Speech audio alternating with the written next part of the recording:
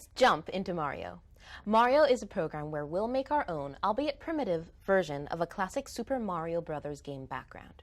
For this problem set, we're going to recreate the half pyramid for Mario to jump on. Our program will be interactive, so it will ask the user to input a certain height for the pyramid, and the program will print out a half pyramid of that height, where the bottom left hash aligns with the bottom left corner of the terminal output window. Let's break this problem into two parts. 1, get user input, and 2, print out the pyramid. Remember that though the getInt function will retrieve an integer, you have to make sure that this input makes sense for your program. So in Mario, it won't do just a prompt for an integer. You'll need to make sure that the user inputs an integer that's within the lower and upper bounds of the pyramid that you can print. Per the spec, this is 0 and 23 inclusive. If the user inputs an integer outside of our accepted bounds, then we want to prompt them again and again until they give us a valid integer. One way to ensure correct user input is by using a do-while loop, which is very similar to a while loop. The do-while loop executes the code inside the body once and then checks whether the condition is met or not. This is useful for obtaining user input because you know that you need to prompt them at least once. If the condition is not met, the program will execute the line after your do-while loop. If the condition is met, though, the loop will repeat. A do-while loop for validating user input will look something like this. I declare a variable n, get int, and repeat until n is valid.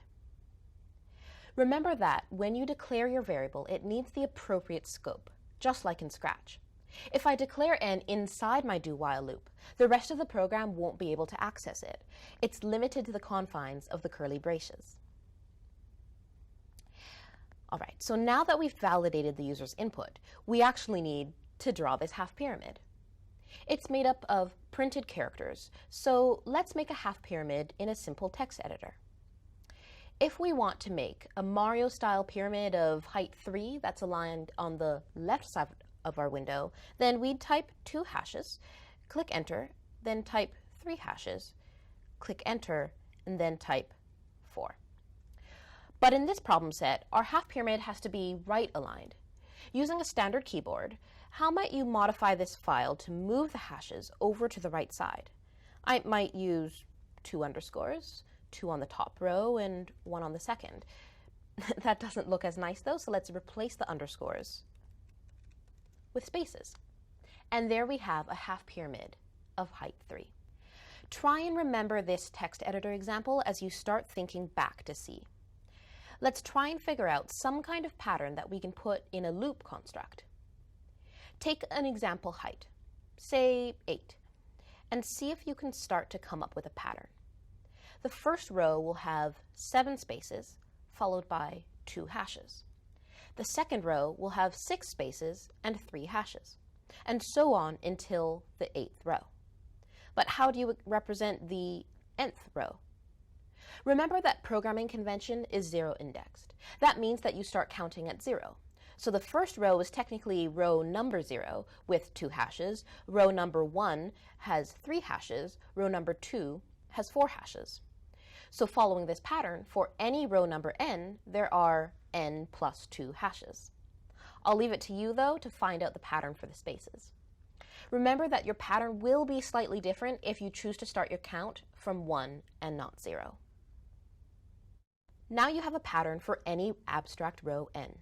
You know how many spaces to print and how many hashes. So for each row, that number will change, but the same process of printing a single character, either a space or a hash, is repeated. So all you have to do is repeatedly print that character for as many times as your pattern determines. So how do we repeat processes? In Scratch, we used the repeat block. In C, we'll use a for loop. Let's look at the syntax for for loops. Each for loop is composed of 3 parts: an initialization, a condition, and an update. Your for loop will initialize a variable when it first enters the for loop. If the condition is met, the body of the loop will execute. afterwards, the update will execute. If the condition is still met, the loop will execute and update and repeat as long as your condition evaluates to true. Your condition must eventually evaluate to false though, because unlike Scratch, we don't have any forever loops. Your program must end eventually. Here's an example of a for loop that you might want to use for Mario. The initialization declares an integer I with value 0. As long as I is less than the height, the body of the loop will execute and increase I by 1 and repeat until I is greater than or equal to the height. Now my for loop is 0 indexed. The int I starts at 0, not 1. If I chose 1, then my condition would also have to be different for the loop to execute the same number of times. Remember this carefully when you're choosing your initialization and your condition, and consult this chart to double check. One of the great things about computer science is that there's just so many ways to execute things. You can choose whether you start at 0 or 1. If you don't want to use a for loop, you can also use a while loop to repeat statements, as long as you keep the essence of a for loop: initialization, condition, and update. Once we figure out the for loop that we're most comfortable with, then we can complete Mario. We first checked for user input, and then identified a pattern for any row n. So for each row, from 0 to n-1, we'll print the appropriate number of spaces, then the appropriate number of hashes according to our pattern, and then a new line. With that, you have your pyramid. My name is Zamila, and this was Mario.